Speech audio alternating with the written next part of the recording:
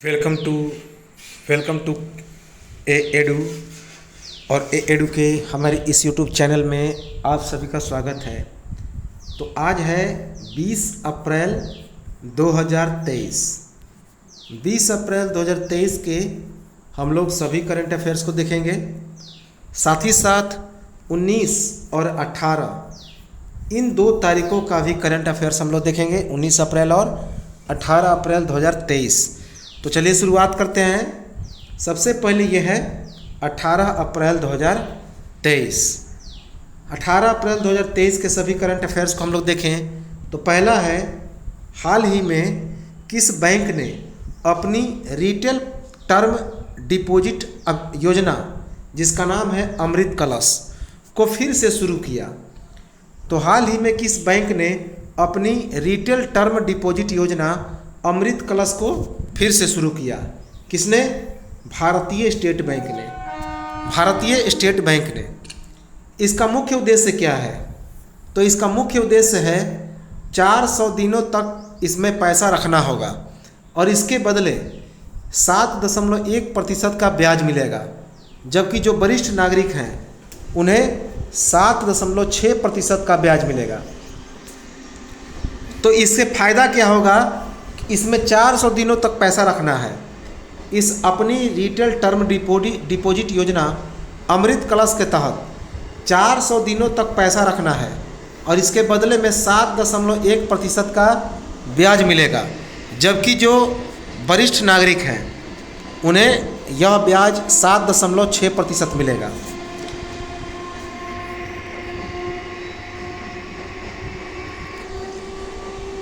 इस योजना को इसके पहले 15 फरवरी 2023 को लॉन्च किया गया था। इसके पहले इस योजना को 15 फरवरी 2023 को लॉन्च किया गया था, जो 31 मार्च 2023 तक मान्य था, और इसे फिर से 12 अप्रैल 2023 को शुरू किया गया है और जो 30 जून 2023 तक मान्य रहेगा। कब तक? 30 जून 2023 तक। अगला है कि हाल ही में स्पेस एक्स ने दुनिया का सबसे बड़ा और शक्तिशाली रॉकेट लॉन्च किया, उसका नाम क्या है? तो हाल ही में स्पेस एक्स ने दुनिया का सबसे बड़ा और सबसे शक्तिशाली रॉकेट लॉन्च किया, उसका नाम क्या है? उसका नाम है स्टारशिप। क्या नाम है? स्टारशिप। स्पेस एक्स क्या है? तो यह एलन मस्क की एक स्पेस कंपनी है। कहाँ की? अमेरिका की। जो टेस्ला के संस्थापक हैं एलन मस्क, उन्हीं की यह एक अंतरिक्ष कंपनी है। कौन? Space x.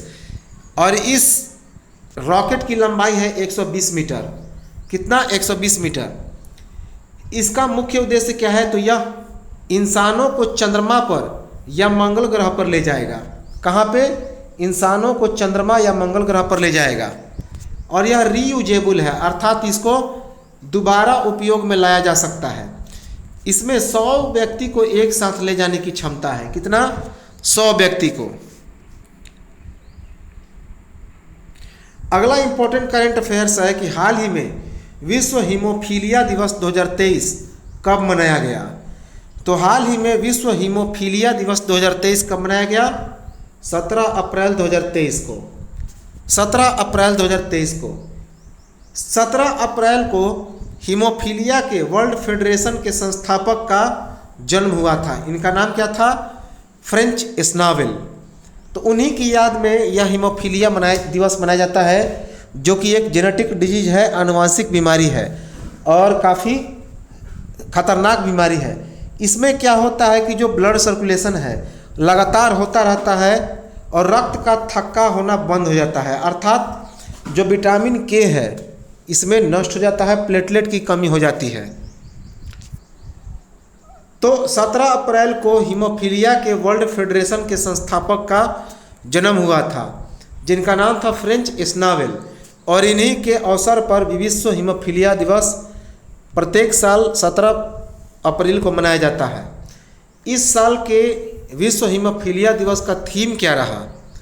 तो इसका थीम रहा access for all, prevention of bleeds as the global standard of care.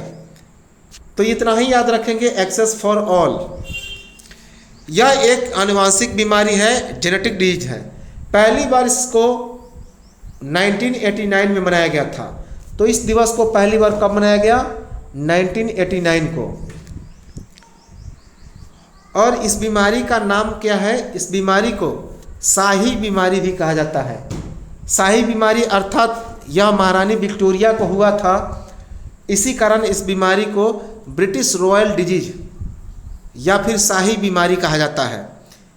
इसमें थ्रोम्बोप्लास्टिन की कमी हो जाती है और रक्त कभी थक्का नहीं बनता है और इसी कारण खून लगातार बहता रहता है। तो थ्रोम्बोप्लास्टिन की कमी हो जाती है। थ्रोम्बोप्लास्टिन क्या करता है? खून को थक्का बनने में मदद करता है। अगला इंपॉर्टेंट है, हाल ही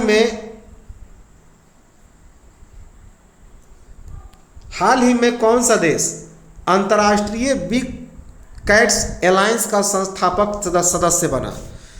तो हाल ही में कौन सा देश अंतर्राष्ट्रीय बिग कैट्स अलायंस का संस्थापक सदस्य बना? उस देश का नाम क्या है? उस देश का नाम है नेपाल। क्या नाम है? नेपाल।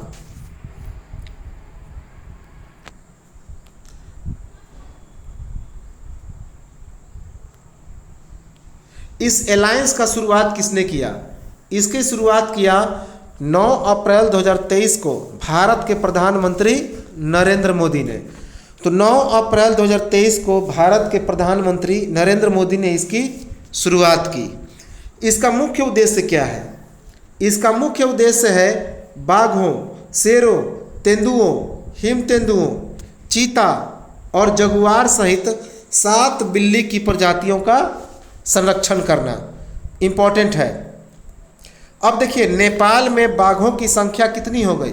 वर्ष 2022 में 335 और इसके पहले वर्ष 2010 में कितना था? 121। नेपाल की राजधानी है काठमांडू, मुद्रा है नेपाली रुपया, राष्ट्रपति है रामचंद्र पौडेल और प्रधानमंत्री हैं पुष्पदहल प्रचंड।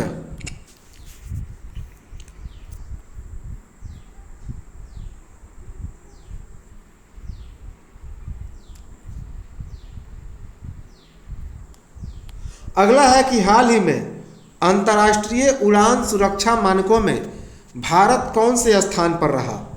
तो हाल ही में अंतर्राष्ट्रीय उड़ान सुरक्षा मानकों में भारत कौन से स्थान पर है? पहले स्थान पर। कौन से स्थान पर? पहले स्थान पर। याद रखेंगे। अमेरिका के फेडरल असेंबली एडमिनिस्ट्रेशन ने नागरिक उड्डयन निदेशालय का ऑडिट कराने के बाद भारत को श्रेणी 1 का दर्जा दिया।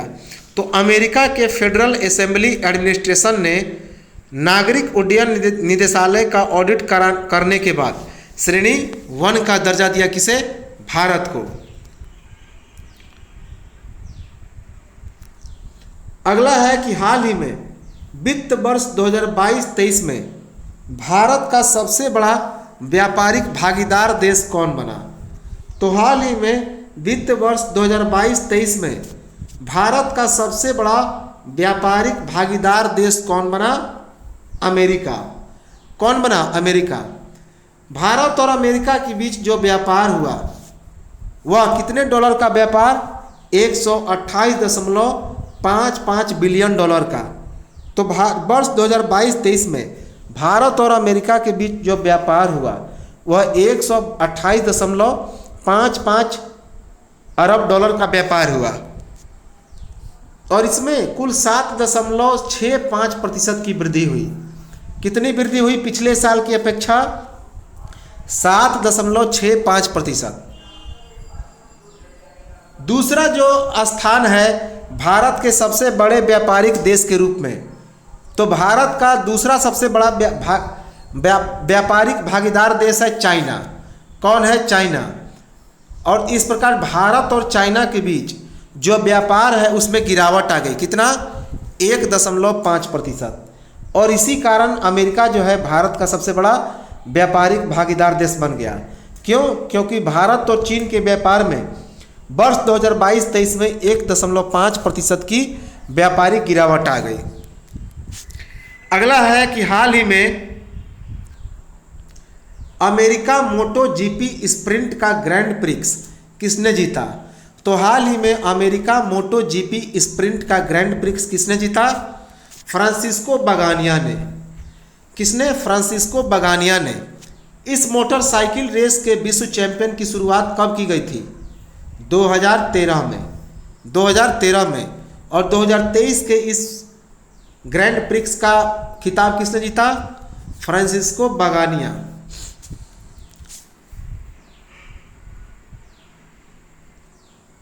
अगला है कि हाल ही में 100 साल से अधिक समय के बाद ऑस्ट्रेलिया का सबसे बड़ा शहर कौन बन गया? तो हाल ही में 100 साल से अधिक समय के बाद ऑस्ट्रेलिया का सबसे बड़ा शहर कौन बन गया? मेलबर्न। कौन बन गया? मेलबर्न। सिडनी को पछाड़कर यह जनसंख्या के मामले में सबसे बड़ा शहर बन गया। कहाँ का? ऑस्ट्रेलिया का। मेल्टन का इलाका मेलबर्न में शामिल हो गया, जिससे इस शहर की आबादी 48,75,400 हो गया, जो सिडनी की आबादी से कितना ज़्यादा है? 18,700 ज़्यादा है। इसी कारण जो है 100 साल से अधिक समय के बाद जो ऑस्ट्रेलिया का सबसे बड़ा शहर है वह कौन बन गया? मेलबर्न। अगला है कि हाल ही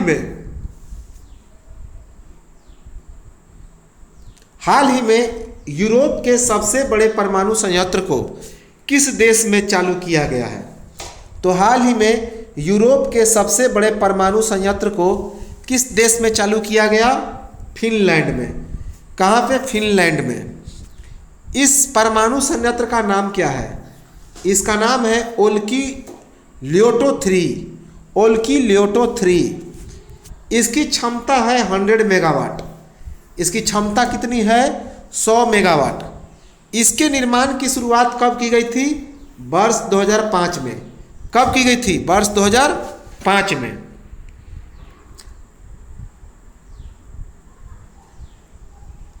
अगला इंपॉर्टेंट है कि हाल ही में महाराष्ट्र भूषण पुरस्कार 2022 किसे दिया गया? तो हाल ही में महाराष्ट्र भूषण पुरस्कार 2022 किसे दिया गया? डॉक्टर अप्पा साहेब धर्माधिकारी को, जो कि एक प्रसिद्ध समाज सुधारक हैं। तो प्रसिद्ध समाज सुधारक डॉक्टर अप्पा साहेब धर्माधिकारी को महाराष्ट्र भूषण पुरस्कार 2022 से सम्मानित किया गया। यह पुरस्कार किसके द्वारा दिया गया? तो भारत के जो गृह मंत्री हैं अमित शाह, उन्होंने इस पुरस्कार को दिया। तो किसके द्वारा यह पुरस्कार दिया गया? भारत के गृह मंत्री अमित शाह के द्वारा। डॉक्टर अप्पा साहेब धर्माधिकारी को वर्ष 2017 में पद्मश्री दिया गया था। कौन? पद्मश्री।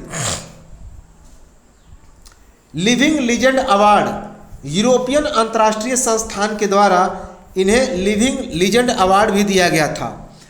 वर्ष 2015 से लेकर वर्ष 2021 तक 36,61,611 पेड़ लगाने का भी रिकॉर्ड इन्हीं के नाम था। और महाराष्ट्र का यह सबसे बड़ा पुरस्कार है। कौन? महाराष्ट्र भूषण पुरस्कार, जिसमें 25 लाख रुपए मिलते हैं।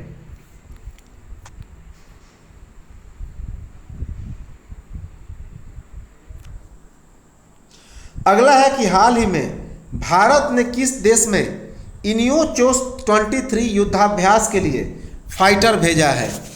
तो हाल ही में भारत ने किस देश में इनियोचोस 23 युद्धाभ्यास के लिए फाइटर भेजा है?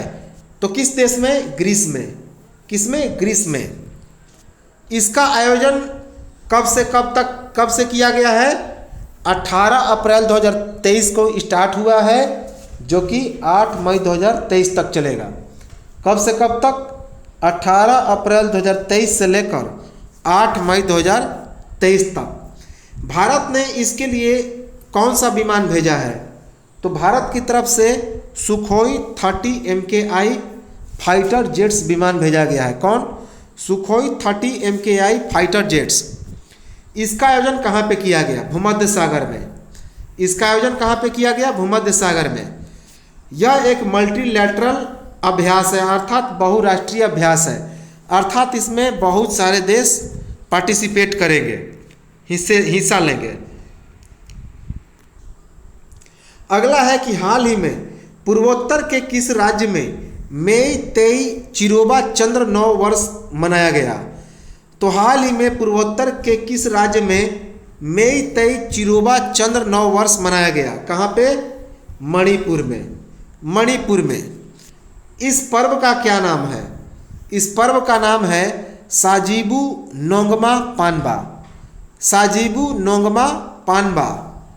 यह मणिपुर के एक समुदाय के द्वारा मनाया जाता है जिसका नाम है मेईतेई समुदाय। तो यह मणिपुर में मेईतेई समुदाय के द्वारा मनाया जाता है। अगला है कि हाल ही में कृषि प्रमुख वैज्ञानिकों का G20 बैठक कहाँ पे शुरू किया गया? तो हाल ही में कृषि प्रमुख वैज्ञानिकों का G20 बैठक कहाँ पे शुरू हुआ? वाराणसी में। कहाँ पे? वाराणसी में। इसकी शुरुआत कब की गई? 17 अप्रैल 2023 को। इसकी शुरुआत की गई 17 अप्रैल 2023 को। इस बैठक का विषय क्या रहा? इस बैठक का विषय रहा स्वस्थ लोगों और ग्रह के लिए सतत कृषि और खाद्य कृषि। स्वस्थ लोगों और ग्रह के लिए सतत कृषि और खाद्य कृषि। इसमें 80 विदेशी प्रतिनिधियों ने हिस्सेदारी लिया। कितना? 80 विदेशी प्रतिनिधियों ने इसमें हिस्सेदारी लिया।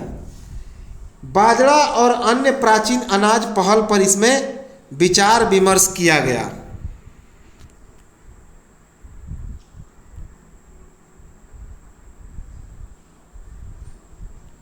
अगला है कि हाल ही में बांग्लादेश के किस शहर में 58 वर्षों में सबसे अधिक तापमान दर्ज किया गया? तो हाल ही में बांग्लादेश के किस शहर में 58 वर्षों में सबसे अधिक तापमान दर्ज किया गया? कहाँ पे? बांग्लादेश के खुलना जिला में। खुलना में, जहाँ पे टेम्परेचर 40.4 डिग्री सेल्सियस दर्ज किया गया। कितना? 40.4 डिग्री सेल्सियस। और किस दिन यह दर्ज हुआ? 15 अप्रैल 2023 को। 15 अप्रैल 2023 को। अगला है कि हाल ही में कॉम्प्रेस्ड बायोगैस पर 2 दिवसीय वैश्विक सम्मेलन कहाँ पर आयोजित किया गया? तो हाल ही में कॉम्प्रेस्ड बायोगैस पर 2 दिवसीय वैश्विक सम्मेलन कहाँ पर आयोजित किया गया? नई दिल्ली में। नई दिल्ली में। इस सम्मेलन का आयोजन कब से कब तक किया गया? 17 अप्रैल से लेकर 18 अप्रैल 2023 तक। 17 से 18 अप्रैल 2023 तक किया गया। इसका आयोजन कहाँ पर किया गया? तो इसका आयोजन नई दिल्ली के silver oak Indian habitat centre में किया गया। कहाँ पे? नई दिल्ली के silver oak Indian habitat centre में। इसका विषय क्या रहा? तो इसका विषय रहा मजबूत CBG फाउंडेशन और विकास के लिए प्रगतिशील नीतिगत ढांचे की ओर। मजबूत CBG फाउंडेशन और विकास के लिए प्रगतिशील नीतिगत ढांचे की ओर।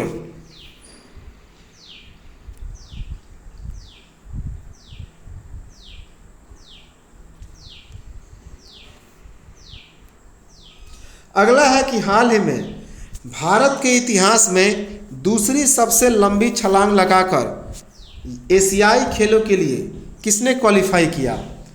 तो हाल ही में भारत के इतिहास में दूसरी सबसे लंबी छलांग लगाकर एशियाई खेलों के लिए किसने क्वालिफाई किया? उनका नाम है शैली सिंह। क्या नाम है? शैली सिंह। इन्होंने 6.48 मीटर का छलांग लगाया। कितना? 6.48 मीटर। इसके पहले 6.83 मीटर का छलांग किसने लगाया था? अंजू बॉबी जॉर्ज ने। अंजू बॉबी जॉर्ज का इन्होंने रिकॉर्ड तोड़ दिया, जो कितना था? 6.83 मीटर का। याद रखेंगे, इंपॉर्टेंट है।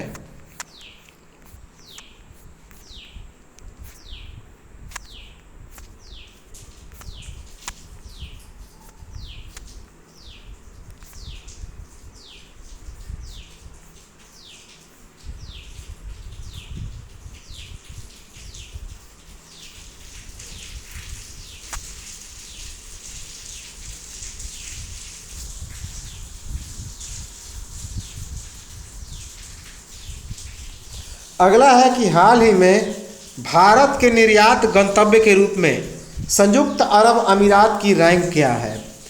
तो हाल ही में भारत के निर्यात गंतव्य के रूप में संयुक्त अरब अमीरात की रैंक क्या है, अर्थात भारत जो है निर्यात करता है किसी देश को, तो सबसे ज़्यादा निर्यात करने भारत जिस देश को निर्यात करता है उसमें दूसरा स्थान पर कौन है, तो वह है संयुक्त अरब अमीरात। संयुक्त अरब अमीरात दूसरे स्थान पर है संयुक्त अरब अमीरात। और पहले स्थान पर बात की जाए तो पहले स्थान पर है अमेरिका। पहले स्थान पर कौन है, अमेरिका। और तीसरे स्थान पर है नीदरलैंड। तीसरे स्थान पर कौन है, नीदरलैंड। तो ये तो था 18 अप्रैल 2023 का करंट अफेयर्स। अब हम लोग देखते हैं 19 अप्रैल 2023 का करंट अफेयर्स। कौन, 19 अप्रैल 2023 का। साथ ही साथ इसमें 20 अप्रैल 2023 का भी करंट अफेयर्स देखेंगे, 20 अप्रैल 2023 का भी। पहला है, हाल ही में विश्व विरासत दिवस या फिर विश्व धरोहर दिवस 2023 कब मनाया गया। हाल ही में विश्व विरासत दिवस या विश्व धरोहर दिवस 2023 कब मनाया गया, 18 अप्रैल 2023 को। कब, 18 अप्रैल 2023 को। इसका थीम क्या रहा, इसका थीम रहा हेरिटेज चेंज।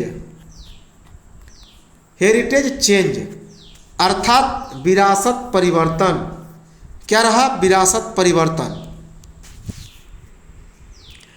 अगला है कि हाल ही में दुनिया का सबसे बड़ा नार्को स्टेट कौन सा देश बन गया। तो हाल ही में दुनिया का सबसे बड़ा नार्को स्टेट कौन सा देश बन गया है, उसका नाम है सीरिया। क्या नाम है, सीरिया। यह एक प्रकार का नशीली दवा है। नार्को क्या है, नशीली दवा है। इसका नाम है एम्फेटिन। एम्फेटिन जिसे कैप्टागन या गरीबों का कोक भी कहा जाता है। तो एम्फेटिन नामक इस नशीली दवा का सबसे बड़ा निर्यातक बन गया है कौन, जिसका नाम है सीरिया। इसमें एम्फेटिन, इस दवा का नाम है एम्फेटिन, जिसे कैप्टागन या फिर गरीबों का कोक भी कहा जाता है।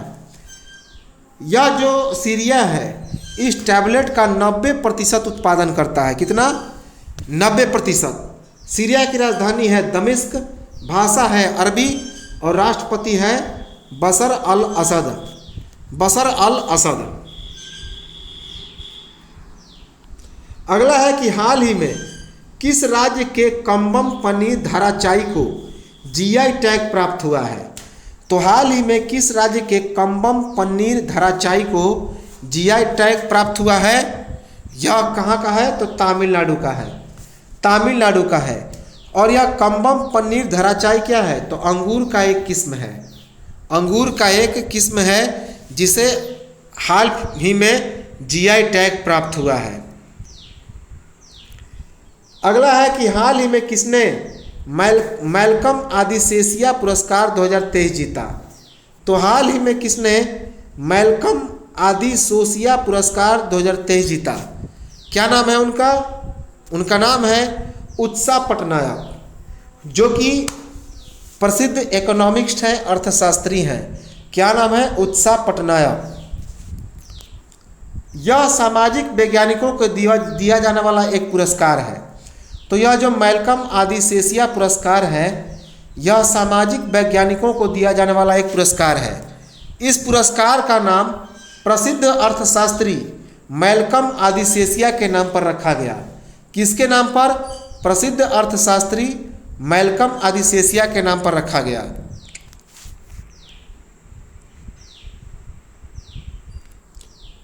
अगला है कि हाल ही में ब्राजील पैरा बैडमिंटन इंटरनेशनल में महिला एकल का खिताब किसने जीता। तो हाल ही में ब्राजील पैरा बैडमिंटन इंटरनेशनल में महिला एकल का खिताब किसने जीता, निथ्या श्रे सुमथी। निथ्या श्रे सुमथी अर्थात इन्होंने गोल्ड मेडल हासिल किया। इन्होंने कौन सा पदक हासिल किया, गोल्ड मेडल, स्वर्ण पदक। इन्होंने पेरू की गिउलियाना पोवेदा को पराजित किया। किसे पराजित किया, पेरू की गिउलियाना पोवेदा को। पुरुष युगल की बात की जाए तो पुरुष युगल में स्वर्ण पदक किसने जीता? पुरुष युगल में स्वर्ण पदक किसने जीता? तो भारत के प्रमोद भगत और सुकांत कदम ने। भारत के प्रमोद भगत और सुकांत कदम ने, इन्होंने दक्षिण कोरिया के जू टोंगले और सिन क्यूंग हथन को पराजित किया। जू डोंगले और सिन क्यूंग हवान को पराजित किया, याद रखेंगे। अगला है कि हाल ही में कौन सा शहर पुरुषों की हॉकी एशियाई ट्रॉफी की मेजबानी करेगा? तो हाल ही में कौन सा शहर पुरुषों की हॉकी एशियाई ट्रॉफी की मेजबानी करेगा? उस शहर का क्या नाम है? चेन्नई। क्या नाम है? चेन्नई। यह जो पुरुषों की हॉकी एशियाई ट्रॉफी है, यह एक द्विवार्षिक प्रतियोगिता है। द्विवार्षिक प्रतियोगिता का मतलब प्रत्येक 2 बरस पर होने वाला यह प्रतियोगिता है। पहली बार इसका आयोजन कब किया गया था? पहली बार इसका आयोजन वर्ष 2011 में किया गया था, जिसमें भारत जीत गया था। जिसमें भारत ने क्या किया? जीत हासिल किया था। इसके बाद 2016 में हुआ, भारत 2016 में जीता और भारत 2018 में जीता। तो सबसे ज़्यादा बार किसने जीता है? भारत ने। वर्ष 2011 में, वर्ष 2016 में और वर्ष 2018 में 3 बार।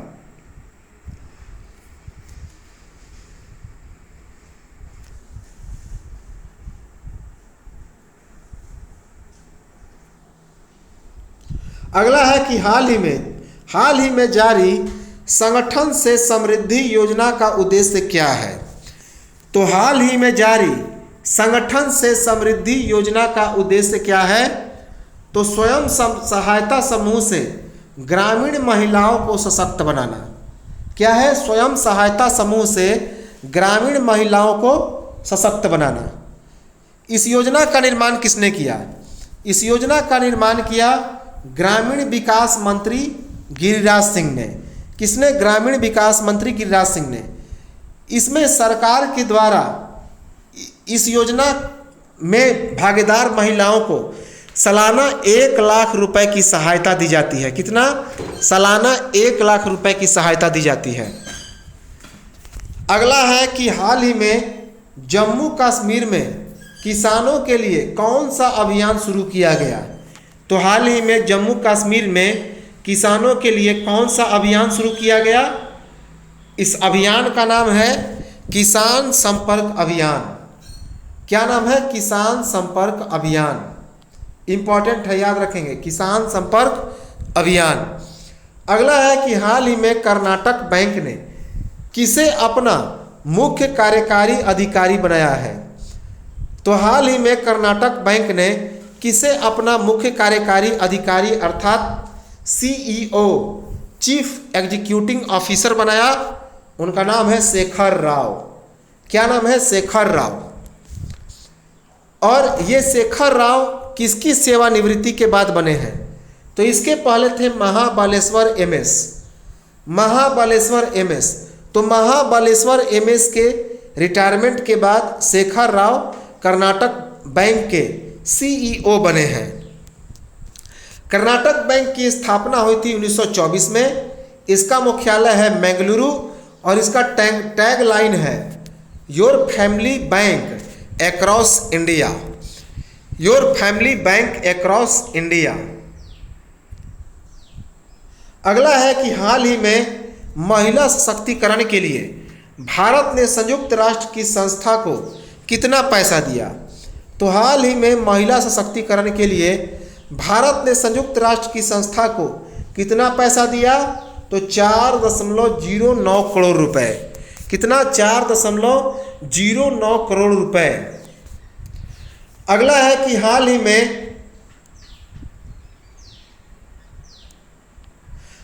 में IPL 2023 में शतक लगाने वाले पहले भारतीय बल्लेबाज कौन बने? तो हाल ही में IPL 2023 में शतक लगाने वाले पहले भारतीय बल्लेबाज कौन बने? उनका नाम है वेंकटेश अय्यर। वेंकटेश अय्यर। ये वेंकटेश अय्यर कोलकाता नाइट राइडर्स के खिलाड़ी हैं। ये IPL में किसके तरफ से खेलते हैं? कोलकाता नाइट राइडर्स की तरफ से, अर्थात KKR की तरफ से।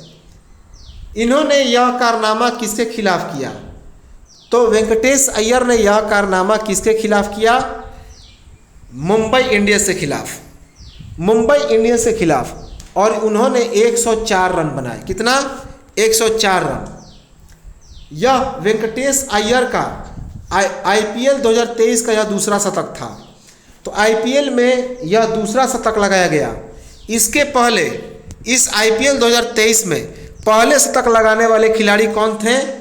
तो सनराइजर्स हैदराबाद के खिलाड़ी हैरी ब्रूक, सनराइजर्स हैदराबाद के खिलाड़ी हैरी ब्रूक। अगला है कि हाल ही में IRCTC ने उपभोक्ताओं को कौन सा ऐप डाउनलोड करने से सावधान किया? तो हाल ही में IRCTC ने उपभोक्ताओं को कौन सा ऐप डाउनलोड करने से सावधान किया? तो 2 ऐप है। एक का नाम है IRCTC Connect.apk, IRCTC Connect.apk, और दूसरा है IRCTC Credit Mobile.site, IRCTC Credit Mobile.site। अब क्यों सावधान किया गया? तो साइबर अपराध के कारण, क्योंकि इस दोनों वेबसाइट से काफ़ी सारे साइबर अपराध हो रहे थे। तो इसी कारण IRCTC ने उपभोक्ताओं को इन दोनों ऐप को यूज करने से सावधान किया। IRCTC का मतलब क्या होता है? तो Indian railway catering and tourism corporation, Indian railway catering and tourism corporation.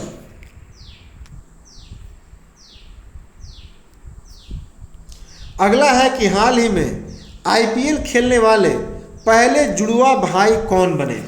तो इम्पॉर्टेंट है कि हाल ही में IPL खेलने वाले पहले जुड़वा भाई कौन बने?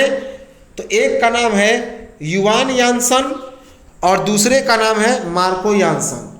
तो युवान यानसन और मार्को यानसन ये दोनों IPL खेलने वाले पहले जुड़वा भाई बने। ये दोनों जो हयान आंसन हैं ये मुंबई इंडियन की तरफ से खेलते हैं। किसके तरफ से खेलते हैं? मुंबई इंडियन की तरफ से। जबकि जो मार्को यानसन हैं वे सनराइजर्स हैदराबाद की तरफ से खेलते हैं। किसके तरफ से? सनराइजर्स हैदराबाद की तरफ से।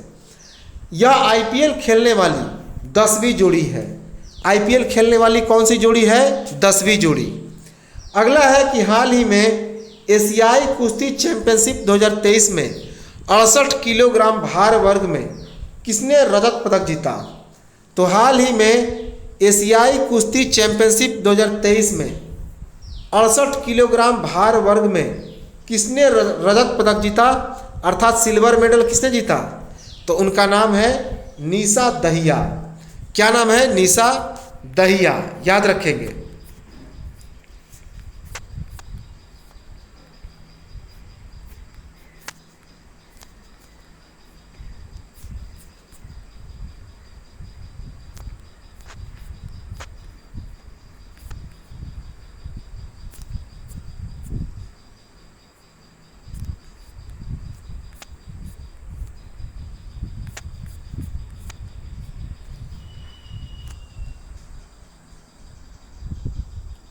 अगला है कि हाल ही में 100 वर्ष के इतिहास में हाइब्रिड सूर्य ग्रहण कब लगा?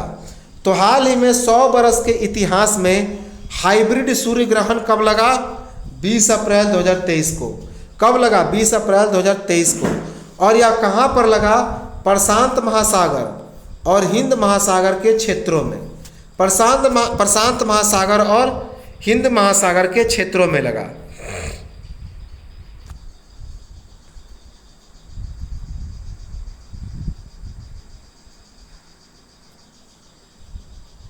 अगला है कि हाल ही में भारत की अध्यक्षता में G20 की वर्किंग ग्रुप की 100वीं बैठक का आयोजन कहाँ पर किया जा रहा है? तो हाल ही में भारत की अध्यक्षता में G20 की वर्किंग ग्रुप की 100वीं बैठक का आयोजन कहाँ पर किया जा रहा है? वाराणसी में। वाराणसी में।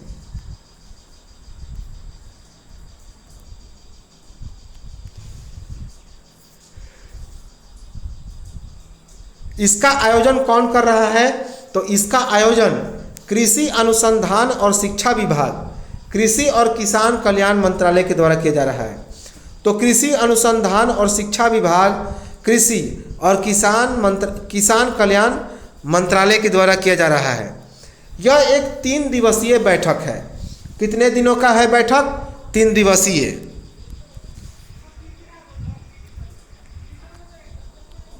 अगला है कि हाल ही में एशियाई चैंपियंस ट्रॉफी हॉकी टूर्नामेंट 2023 का आयोजन किस शहर में किया जाएगा? तो हाल ही में एशियाई चैंपियंस ट्रॉफी हॉकी टूर्नामेंट 2023 का आयोजन किस शहर में किया जाएगा? चेन्नई में। कहाँ पे? चेन्नई में। इसका आयोजन 3 से 12 अगस्त 2023 को किया जाएगा। कब से कब तक? 3 से लेकर 12 अगस्त 2023 को। और यह कौन सा संस्करण रहेगा? 7वां। और यह 7वां संस्करण होगा।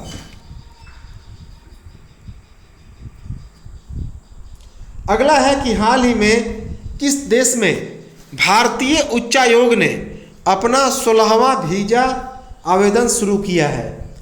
तो हाल ही में किस देश में भारतीय उच्चायोग ने अपना 16वां वीजा आवेदन केंद्र शुरू किया है?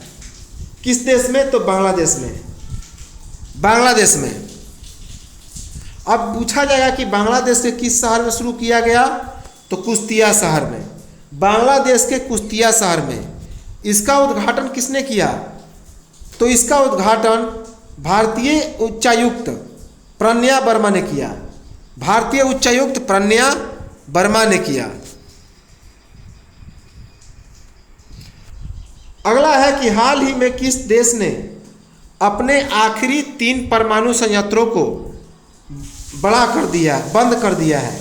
तो हाल ही में किस देश ने अपने आखिरी 3 परमाणु संयंत्रों को बंद कर दिया है? उस देश का नाम है जर्मनी।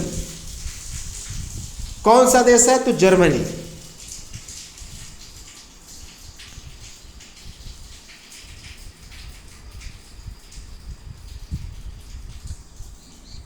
अगला है कि हाल ही में कौन सा देश भारत का सबसे बड़ा व्यापारिक साझेदार देश बन गया?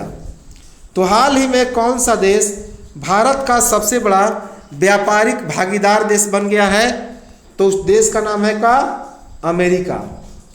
अमेरिका। वर्ष 2022-23 में भारत और अमेरिका के व्यापार में बढ़ोतरी हुई। कितना? 7.65%। 7.65%। और यह इच्छा 7.65% बढ़कर कितना हो गया? $128.55 बिलियन। कितना? $128.55 बिलियन। वर्ष 2021-22 में कितना था?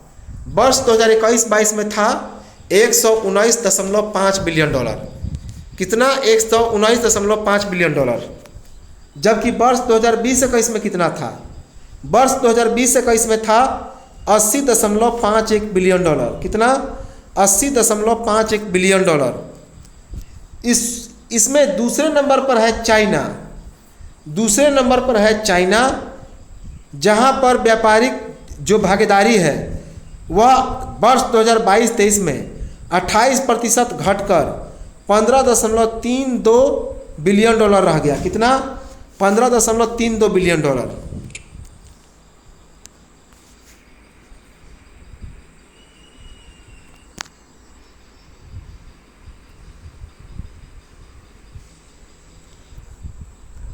वर्ष 2021-22 में जो आयात हुआ था वह $98.51 बिलियन का हुआ। कितना? $98.51 बिलियन, जो कितना बढ़ गया? 4.16%। 4.16% बढ़कर $98.51 बिलियन हो गया।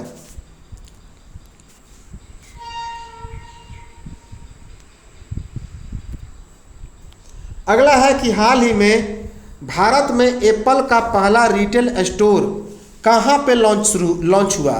तो हाल ही में भारत में एप्पल का पहला रिटेल स्टोर अर्थात खुदरा बाजार कहाँ पर लॉन्च किया गया? मुंबई के बांद्रा कुर्ला कॉम्प्लेक्स के एक मॉल में, मुंबई के बांद्रा कुर्ला कॉम्प्लेक्स के एक मॉल में। कब इसे लॉन्च किया गया? तो 18 अप्रैल 2023 को, 18 अप्रैल 2023 को।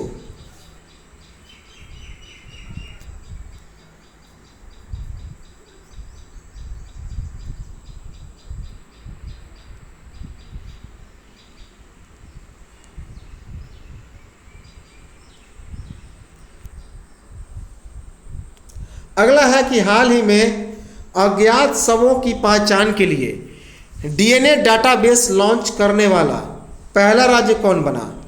तो हाल ही में अज्ञात शवों की पहचान के लिए डीएनए डाटाबेस लॉन्च करने वाला पहला राज्य कौन बना? हिमाचल प्रदेश। कौन सा राज्य बना? हिमाचल प्रदेश। अगला है कि हाल ही में एशियाई विकास बैंक अर्थात एडीबी अर्थात एशियन डेवलपमेंट बैंक ने बाढ़ पुनर्वास के लिए बांग्लादेश को कितने मिलियन डॉलर का ऋण दे रहा है? तो हाल ही में एशियाई विकास बैंक ने बाढ़ पुनर्वास के लिए बांग्लादेश को कितने मिलियन डॉलर का ऋण दिया? 230 मिलियन अमेरिकी डॉलर। 230 मिलियन अमेरिकी डॉलर याद रखेंगे।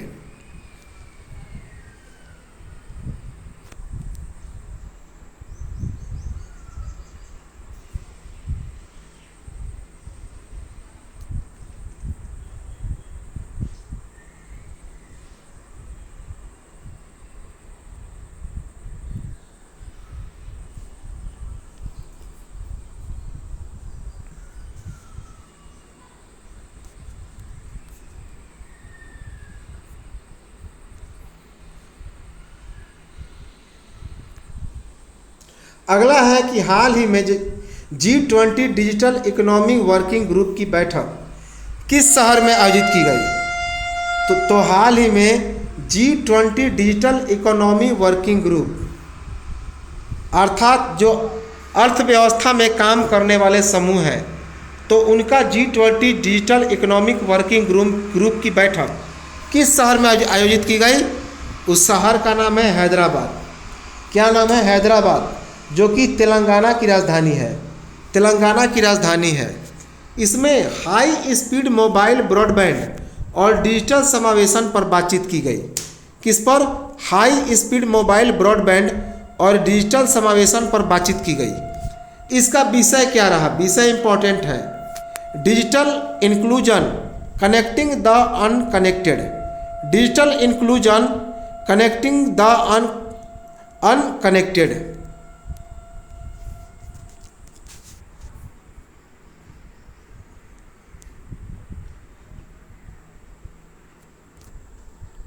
अगला है कि हाल ही में किस ऑटोमोबाइल कंपनी ने online retail sales platform wheels on web launch किया है?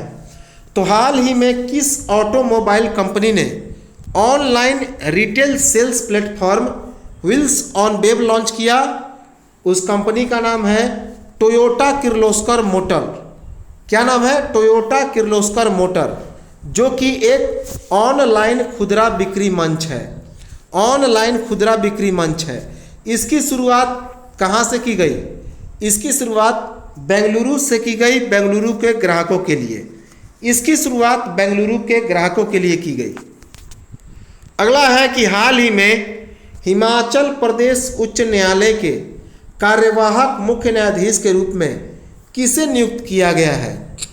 तो हाल ही में हिमाचल प्रदेश उच्च न्यायालय के कार्यवाहक मुख्य न्यायाधीश के रूप में किसे नियुक्त किया गया? तो जस्टिस तरलोक सिंह चौहान को। जस्टिस तरलोक सिंह चौहान को। अगला है कि हाल ही में विश्व यकृत दिवस 2023 कब मनाया गया? इसको वर्ल्ड लीवर डे भी कहते हैं। World liver day. तो विश्व यकृत दिवस या विश्व लीवर डे 2023 कब मनाया गया? 19 अप्रैल 2023 को। 19 अप्रैल 2023 को। इसका थीम इंपॉर्टेंट है। थीम क्या रहा? तो थीम रहा सतर्क रहें, लीवर की नियमित जांच कराएं। सतर्क रहें, लीवर की नियमित जांच कराएं। फैटी लीवर किसी को भी प्रभावित कर सकता है। फैटी लीवर किसी को भी प्रभावित कर सकता है। अगला है कि हाल ही में आईपीएल में 6000 रन बनाने वाले चौथे बल्लेबाज कौन बने? तो हाल ही में 6000 रन बनाने वाले चौथे बल्लेबाज कौन बने? तो मुंबई इंडियंस के रोहित शर्मा। मुंबई इंडियंस के कप्तान रोहित शर्मा, इन्होंने यह 6000 रन किसके खिलाफ बनाया? सनराइजर्स हैदराबाद के खिलाफ। तो 6000वां रन इन्होंने सनराइजर्स हैदराबाद के खिलाफ बनाया। इससे पहले कौन कौन बल्लेबाज थे जिन्होंने 6000 रनों का आंकड़ा पार किया? तो इसके पहले विराट कोहली जो कि भारत के हैं 6844 रन बना चुके हैं। 6844 रन। भारत के ही हैं शिखर धवन जो 6477 रन बनाए हैं। जबकि तीसरे नंबर पर हैं ऑस्ट्रेलिया के डेविड वार्नर जो कितना रन बनाए हैं? तो 6167 रन। कितना? 6167 रन। और चौथे नंबर पर कौन है? रोहित शर्मा। रोहित शर्मा।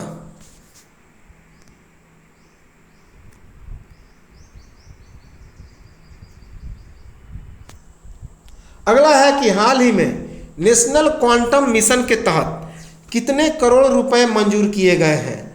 तो हाल ही में नेशनल क्वांटम मिशन के तहत कितने करोड़ रुपए मंजूर किए गए? 6000 करोड़ रुपए। कितना? 6000 करोड़ रुपए। इसकी शुरुआत किसने की? इसकी शुरुआत भारत के विज्ञान और प्रौद्योगिकी विभाग ने किया। किसने? भारत के विज्ञान और प्रौद्योगिकी विभाग ने। किस अवधि के लिए इसकी शुरुआत की गई? तो वर्ष 2023-24 से 2030-31 की अवधि के लिए इस मिशन की शुरुआत की गई। वर्ष 2023-24 से वर्ष 2030-31 के बीच इतना ही समय के लिए इसकी शुरुआत हुई। अगला है कि हाल ही में किस लॉन्ग जंपर ने एशियाई खेलों के लिए क्वालिफाई किया? तो हाल ही में किस लॉन्ग जंपर ने एशियाई खेलों के लिए क्वालिफाई किया है? तो उसका नाम है शैली सिंह। शैली सिंह। यह बेंगलुरु में आयोजित हुआ था। कहाँ पे? बेंगलुरु में। बेंगलुरु में आयोजित इंडियन ग्रां प्रिक्स 4 में इन्होंने यह फतह हासिल किया। किसमें? इंडियन ग्रां प्रिक्स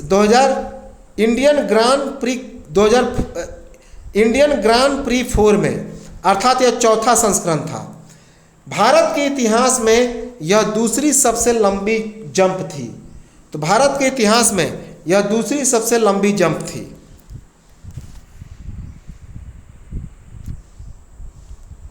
अगला है कि हाल ही में Wisden cricketers of the year 2023 चुने जाने वाले पहली भारतीय महिला क्रिकेटर कौन बनी? तो हाल ही में Wisden cricketer of the year 2023 चुने जाने वाली पहली भारतीय महिला क्रिकेटर कौन बनी? हरमनप्रीत कौर। कौन? हरमनप्रीत कौर। अन्य खिलाड़ी जो इस Wisden cricketers of the year 2023 में शामिल हुई उनका नाम क्या है? तो पहले है न्यूजीलैंड के विकेट कीपर बल्लेबाज टॉम ब्लंडेल। न्यूजीलैंड के विकेट कीपर बल्लेबाज कौन है? Tom Blundell. इंग्लैंड के विकेट कीपर बल्लेबाज कौन है? Ben Stokes. कौन है? Ben Stokes. न्यूजीलैंड के ऑलराउंडर डेरिल मिचेल। न्यूजीलैंड के ऑलराउंडर कौन है? Daryl Mitchell. और जबकि चौथे बल्लेबाज कौन है? English pacer Matthew Potts. English pacer Matthew Potts.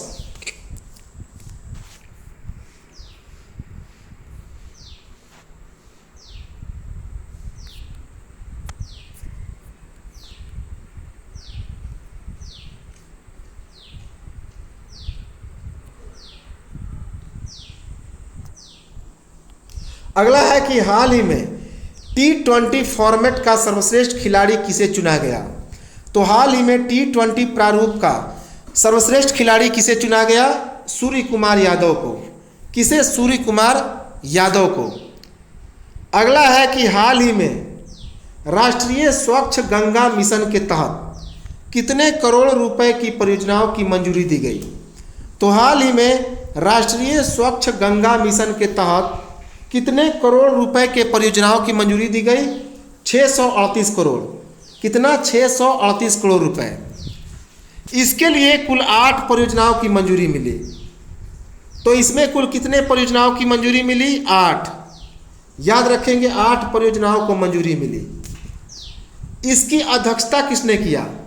तो इसकी अध्यक्षता राष्ट्रीय स्वच्छ गंगा मिशन के महानिदेशक जी अशोक कुमार ने किया।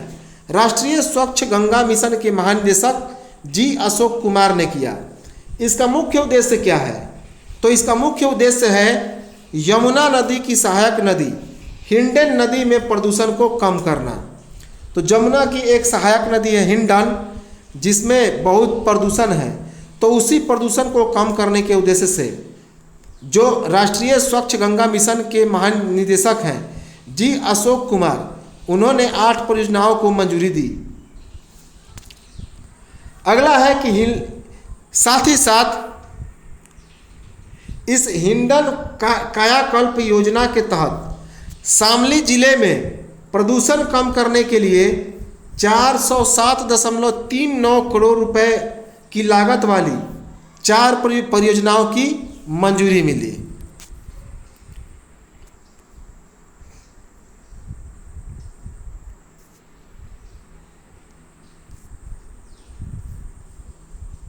अगला है कि हाल ही में किस केंद्रीय मंत्री ने नई दिल्ली में युवा पोर्टल लॉन्च किया? तो हाल ही में किस केंद्रीय मंत्री ने नई दिल्ली में युवा पोर्टल लॉन्च किया? क्या नाम है उनका? डॉक्टर जितेंद्र सिंह।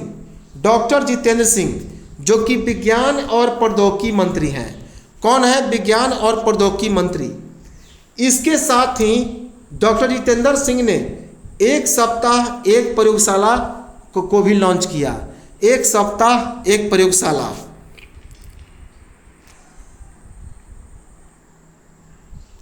अगला है कि हाल ही में दुनिया का सबसे ज़्यादा आबादी वाला देश कौन बन गया?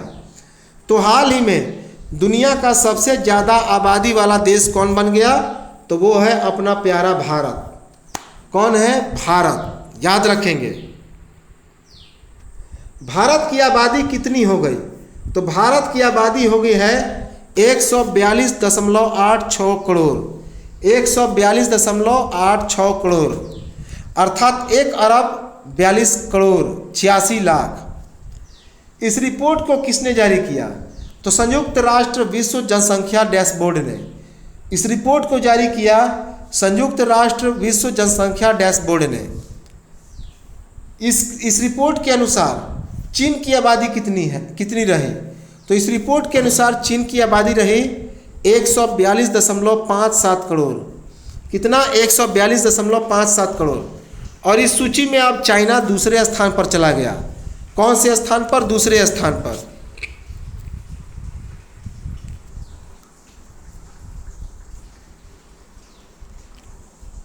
इस रिपोर्ट के अनुसार 15 बरस से लेकर 64 बरस के बीच की आबादी वाली जो आबादी है वो सबसे अधिक है। कितना है? 68%। तो 15 बरस से लेकर 64 बरस के बीच की जो आबादी है वह सबसे अधिक है। कितना? 68%। किसके तहत यह रिपोर्ट जारी हुआ? तो यह report 8 billion lives infinite possibilities the face for rights and choices के द्वारा हुआ। उसी के तहत 8 billion lives infinite possibilities the case for rights and choices, तो इसी के तहत यह रिपोर्ट जारी किया गया।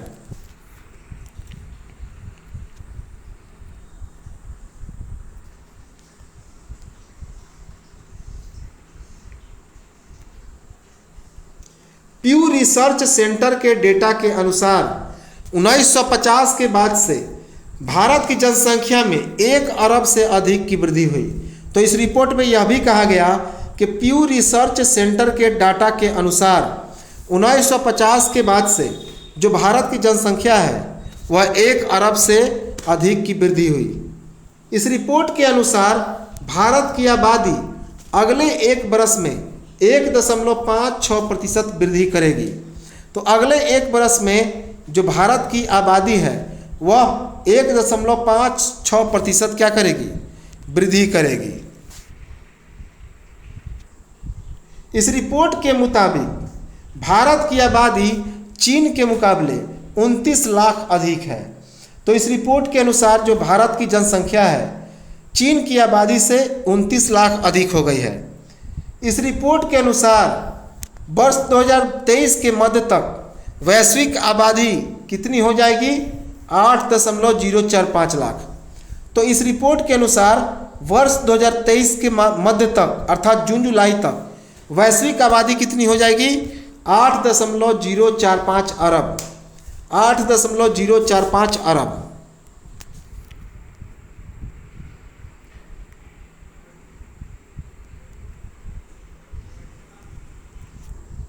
वर्ष 2100 तक अफ्रीका महाद्वीप की जनसंख्या में वृद्धि हो जाएगी।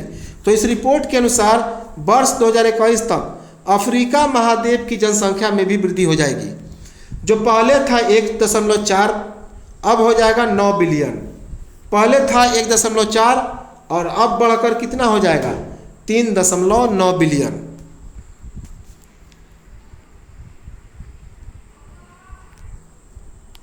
द वर्ल्ड पॉपुलेशन प्रोस्पेक्ट्स 2022 के अनुसार वैश्विक प्रजनन क्षमता 2021 में प्रति महिला 2.3 बच्चों से कम होकर 2050 में कितनी हो जाएगी? 2.1। वर्ष 2050 में जन्म के जीवन प्रत्याशा कितनी बताई गई? तो वर्ष 2050 में जन्म के जीवन प्रत्याशा कितनी बताई गई? 77.2 वर्ष। 77.2%। 2019 में कितना था? 72.8। कितना था? 72.8।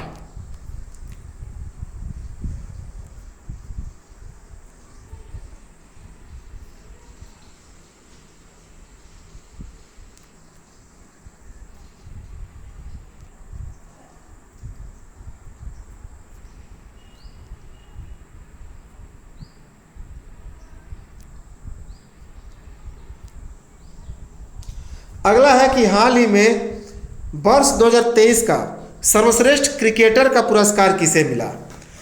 तो हाल ही में वर्ष 2023 का सर्वश्रेष्ठ क्रिकेटर का पुरस्कार किसे मिला? तो पुरुष के क्षेत्र में मिला इंग्लैंड के बेन स्टोक्स को, जबकि महिला के क्षेत्र में ऑस्ट्रेलिया के बेथ मुनी को। तो पुरुष के क्षेत्र में इंग्लैंड के बेन स्टोक्स को, जबकि महिला के क्षेत्र में ऑस्ट्रेलिया के बेथ मुनी को मिला। अगला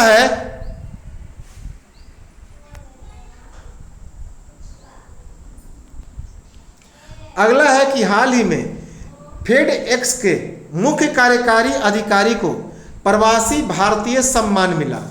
उनका नाम क्या है? तो हाल ही में फेडएक्स के मुख्य कार्यकारी अधिकारी अर्थात चीफ एग्जीक्यूटिव ऑफिसर अर्थात सीईओ को प्रवासी भारतीय सम्मान मिला। उनका नाम क्या है? तो उनका नाम है राजा सुब्रमण्यम। राजा सुब्रमण्यम। ये फेडेक्स क्या है? तो फेडेक्स का मतलब होता है फेडरल एक्सप्रेस। फेडरल एक्सप्रेस जो कि अमेरिका की एक कुरियर कंपनी है। अमेरिका की एक कुरियर कंपनी है। अगला है कि हाल ही में एंजेला मार्केल को किस देश के सर्वोच्च सम्मान से सम्मानित किया गया? तो हाल ही में एंजेला मार्केल को किस देश के सर्वोच्च सम्मान से सम्मानित किया गया? किस देश के सर्वोच्च सम्मान? जर्मनी। कौन देश? जर्मनी। इस पुरस्कार का नाम क्या है? तो इस पुरस्कार का नाम है order of the merit. Order of the merit. इस पुरस्कार को पाने वाली यह जर्मनी की तीसरी चांसलर है। जर्मनी की तीसरी चांसलर है। ये वर्ष 2005 से लेकर वर्ष 2021 तक जर्मनी की चांसलर थी, लेकिन इनके बाद ओलाफ जोल्स क्या है? तो जर्मनी के चांसलर बने हैं। जर्मनी का नेतृत्व करने वाली ये पहली महिला है। तो चांसलर के रूप में जर्मनी का नेतृत्व करने वाली ये पहली महिला है।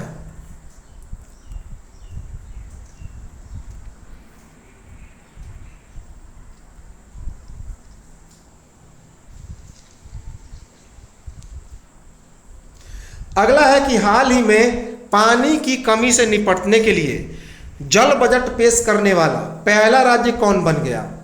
तो हाल ही में पानी की कमी से निपटने के लिए जल बजट पेश करने वाला पहला राज्य कौन बन गया? केरल। कौन बना? केरल। अगला है कि हाल ही में जारी दुनिया के सबसे धनी शहरों की सूची में शीर्ष पर कौन सा शहर है। तो हाल ही में जारी दुनिया के सबसे धनी शहरों की सूची में कौन सा शहर शीर्ष पर है? न्यूयॉर्क। न्यूयॉर्क। न्यूयॉर्क में कुल 58 अरबपति रहते हैं। कितने? 58 अरबपति। याद रखेंगे, इंपॉर्टेंट है। इस सूचकांक को, इस रिपोर्ट को किसने जारी किया? इस रिपोर्ट को जारी किया investment migration for Henley and partners. Investment migration for Henley and partners ने। इसमें दूसरे नंबर पर कौन रहा? जापान का टोक्यो। इसमें दूसरे नंबर पर रहा जापान का टोक्यो। तीसरे नंबर पर रहा अमेरिका का सैन फ्रांसिस्को। कौन रहा? अमेरिका का सैन फ्रांसिस्को। शुरू के 10 शहरों में अमेरिका के 4 शहर शामिल हैं और चीन के 2 शहर शामिल हैं। कितने? अमेरिका के 4 शहर और चाइना के 2 शहर। अगला है कि हाल ही में टाटा इलेक्ट्रॉनिक्स ने किसे अपना प्रबंध निदेशक सह मुख्य कार्यकारी अधिकारी नियुक्त किया। तो हाल ही में टाटा इलेक्ट्रॉनिक्स ने किसे अपना प्रबंध निदेशक सह मुख्य कार्यकारी अधिकारी अर्थात MD and CEO, managing director and chief executive officer नियुक्त किया है। किसे नियुक्त किया गया? रणधीर ठाकुर को। टाटा इलेक्ट्रॉनिक्स ने रणधीर ठाकुर को एमडी और सीईओ नियुक्त किया है। अगला है कि हाल ही में किसने सचिन @50 सेलिब्रेटिंग माइस्ट्रो नामक पुस्तक लिखी है। वेरी वेरी इंपॉर्टेंट है कि हाल ही में किसने सचिन @50 सेलिब्रेटिंग माइस्ट्रो नामक पुस्तक लिखी। किसने? बोरिया मजुमदार ने। बोरिया मजुमदार ने। ये प्रसिद्ध खेल इतिहासकार और टीवी होस्ट शो हैं। प्रसिद्ध खेल इतिहासकार और टीवी होस्ट शो हैं। महान क्रिकेटर सचिन तेंदुलकर के 50वें जयंती के अवसर पर इस किताब का लोकार्पण किया गया। इस पुस्तक का लोकार्पण महान क्रिकेटर सचिन तेंदुलकर के 50वें जन्म दिवस के अवसर पर किया गया। लोकार्पण। इस किताब में गुलजार के द्वारा लिखित एक बैंक नोट भी है। तो इस किताब में गुलजार के द्वारा लिखित एक बैंक नोट भी है।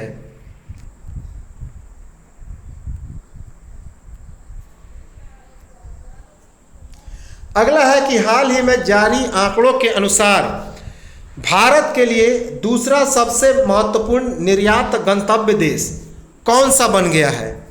तो हाल ही में जारी आंकड़ों के अनुसार भारत के लिए दूसरा सबसे महत्वपूर्ण निर्यात गंतव्य देश कौन बन गया? संयुक्त अरब अमीरात। संयुक्त अरब अमीरात। भारत के वाणिज्य मंत्रालय के द्वारा वार्षिक व्यापार पर जारी आंकड़ों के अनुसार, तो यह आंकड़ा भारत के वाणिज्य मंत्रालय के द्वारा जारी किया गया। किस पर? वार्षिक व्यापार पर जारी आंकड़ों के अनुसार। इसमें पहले स्थान पर कौन रहा? अमेरिका। तीसरे स्थान पर नीदरलैंड और चौथे स्थान पर चाइना।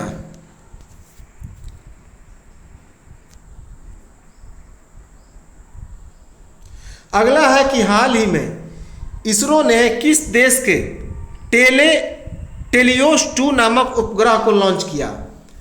तो हाल ही में इसरो ने किस देश के टेलियोस 2 नामक उपग्रह को लॉन्च किया? सिंगापुर। सिंगापुर या टेलियोस 2 नामक उपग्रह कहाँ का है? सिंगापुर का है। और इसे कहाँ से लॉन्च किया गया? तो सतीश धवन अंतरिक्ष केंद्र हरिकोटा से, सतीश धवन अंतरिक्ष केंद्र हरिकोटा से इसे लॉन्च किया गया। टेलियोस 2 क्या है?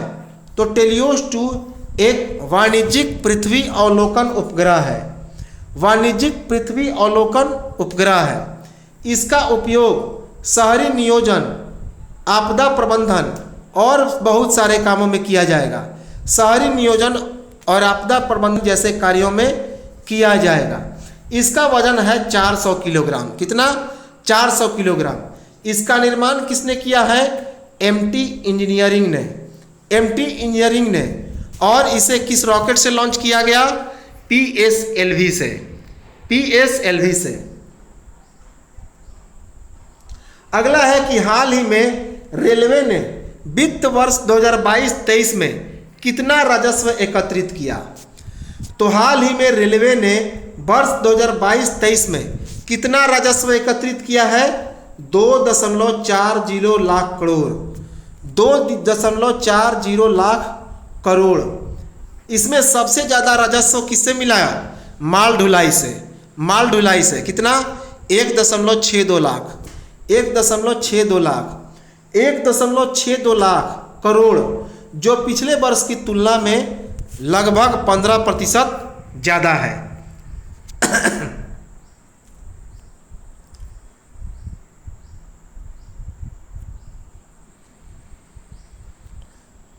अगला है कि हाल ही में यूरोप के सबसे बड़े परमाणु रिएक्टर का नाम क्या है, जो कि फिनलैंड में शुरू हुआ।